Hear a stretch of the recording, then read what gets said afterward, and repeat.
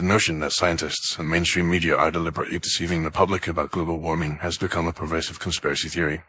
Proponents of this idea argue that these entities have ulterior motives, such as manipulating public opinion, securing research funding, or advancing a political agenda.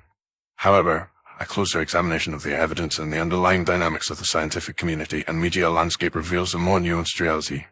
Firstly, it is essential to acknowledge that the scientific consensus on global warming is overwhelming.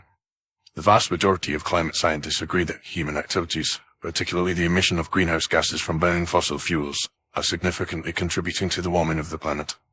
This consensus is based on decades of research, observation, and data analysis from multiple lines of evidence, including temperature records, melting glaciers, and shifts in seasonal patterns. Despite this consensus, some critics argue that scientists are motivated by financial gain, as research funding is often tied to the study of climate change. However, this argument is based on a flawed assumption that scientists are solely driven by self-interest.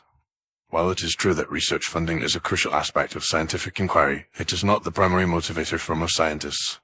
Many researchers are driven by a genuine desire to understand and address the complex challenges facing our planet. Moreover, the scientific community is built on a foundation of skepticism and peer review. Scientists are encouraged to question and challenge each other's findings, and research is subject to rigorous scrutiny before it is published. This process helps to ensure that the scientific consensus is based on the best available evidence rather than on personal biases or financial interests. The mainstream media also plays a critical role in shaping public perception of global warming. However, the accusation that the media is intentionally deceiving the public is unfounded. While it is true that some media outlets may prioritize sensationalism over accuracy, the majority of reputable news organizations strive to provide balanced and informed coverage of climate change. One of the primary challenges facing the media is the need to simplify complex scientific concepts for a general audience. This can sometimes lead to oversimplification or misrepresentation of the science. However, this is not necessarily a deliberate attempt to deceive the public, but rather a reflection of the difficulties inherent in communicating complex information to a broad audience.